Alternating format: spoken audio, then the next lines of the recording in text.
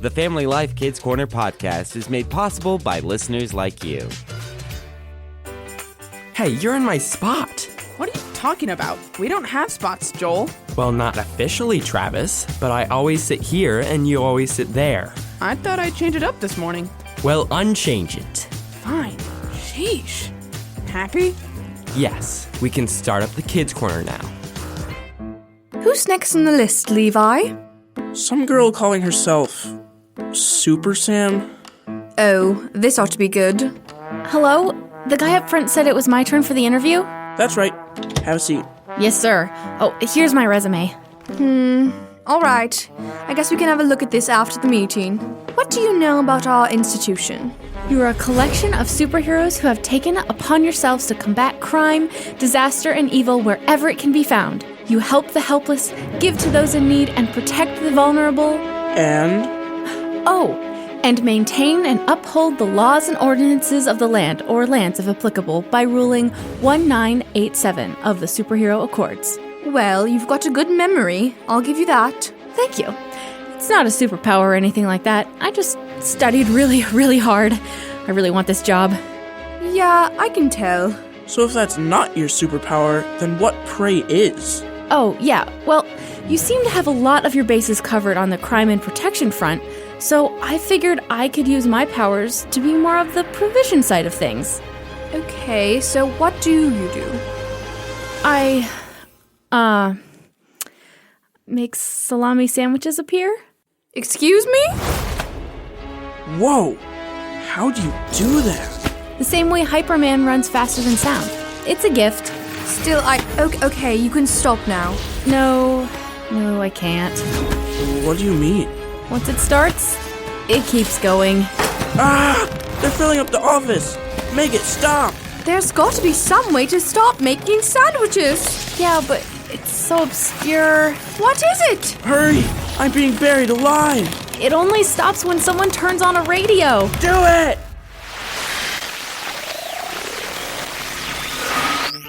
And so that's when I told my mom that I'm not the one that likes salami and that Ivy is the twin that likes them. But the next morning, what do I find in my bag?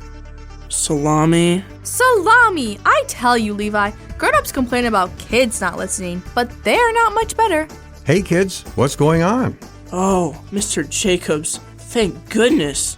Okay, what's up? I was just telling Levi about my mom's annoying habit of giving me too many salami sandwiches for lunch. Sounds riveting.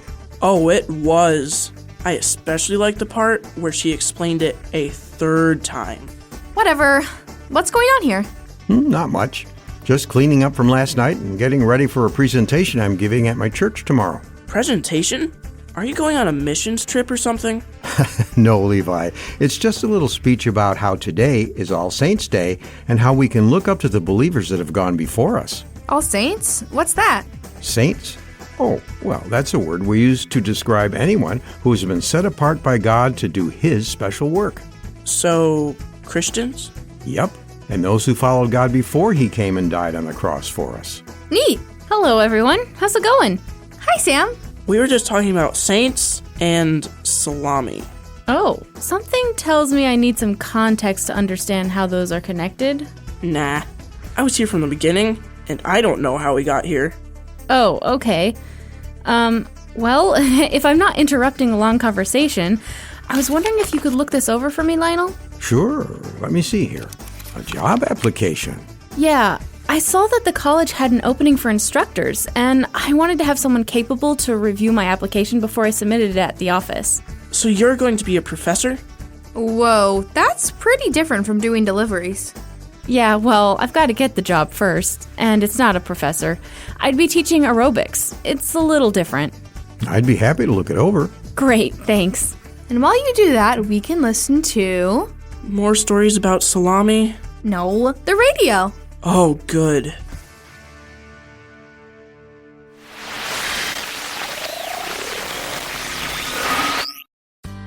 So what do you think, Mr. Jacobs? Will it pass muster? I think so. You formatted everything correctly, nothing too verbose or ambiguous. Yeah, I think it's got legs. Did you understand any of that? I tried, but no. He said my resume and application for the job I'm trying to get looked good to him. Oh, Mr. Jacobs, I had a question about what we were talking about earlier. salami sandwiches? No, about saints. Oh, yeah. Well, what about them? Well, you said that a saint is someone who God has set apart to do his work. Yep. In verses like 1 Corinthians 1:2, we see that God calls all of his followers his saints. Great, but a lot of the time when I hear people say the word saint, they follow it up with a name, like St. Mary or St. Peter or St. Patrick. Ah, and that's got a little to do with church tradition. A lot of the time, some of the older parts of the church use saint as a title to give to people who loved and served God so well that they stood out as great examples of what it means to be a Christian. Well, that's not confusing. So, we're all saints, but these great Christians are saints. I think it's more like when people say, you're the man. It doesn't mean that all the other guys around aren't men. It just means that that particular person is a great example of a great man. Okay, I can see that. But what kinds of things do these saints do to become known as saints? It depends on the saint. St. Valentine preached salvation to everyone, including the Roman emperor who had him killed. His fearless love for others inspired the holiday where we tell each other how much we love them. Oh, I didn't know that. And wasn't St. Patrick a missionary? Yes, he was. God called him to go and teach people who had mistreated him how they could be saved. Then, of course, you have Jesus' disciples like St. Peter, St. John, St. Matthew, other early Christians like St. Paul, St. Luke, and Jesus' parents, St. Mary and St. Joseph, whose stories we read about in the Bible. Wow, so there's a lot of them. Yeah. Something wrong, Sam? No, just something to think about. Well, while you're thinking, is it okay if I listen to the radio? No, you're good, Levi.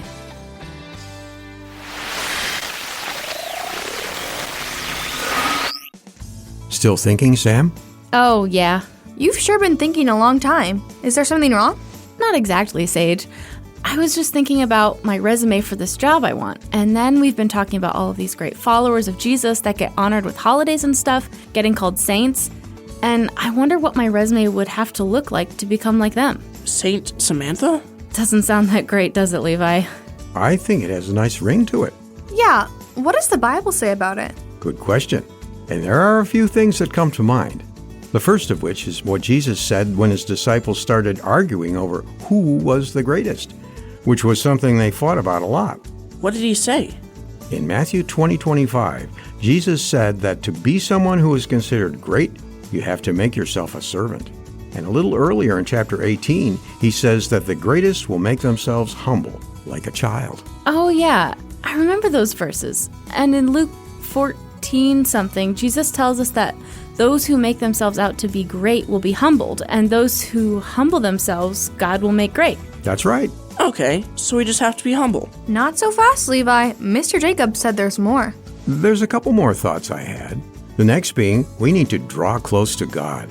When we love God and ask Him to help us live for Him, He gives us His Spirit, which gives us the power to live for Him and do powerful things in His name. You mean like miracles? Well, all I can say is 1 Corinthians 12 is a fascinating chapter about how God's Spirit works in us in amazing ways. Okay, and what's the last way you thought of when it comes to becoming a great Christian? It's from a couple of stories from Luke 9 and Matthew 19.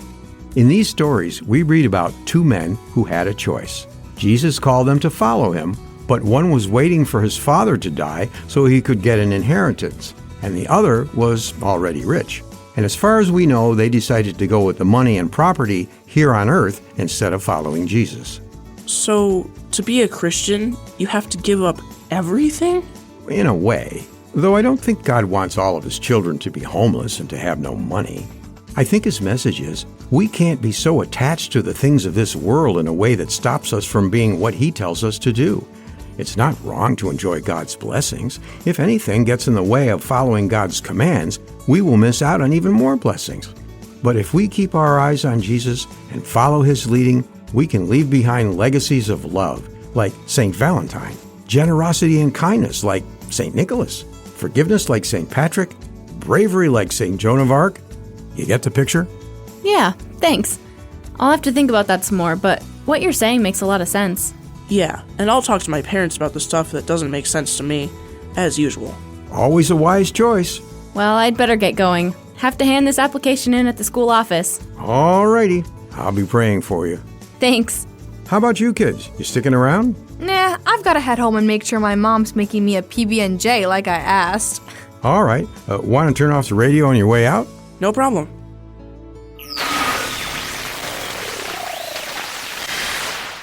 Thanks for listening to the Kids Corner podcast. If you had fun listening, be sure to share it with your friends. And don't forget to hit that subscribe button so you can join us every week. The Kids Corner and other Family Life podcasts are made possible by your financial support. Learn more at familylife.org.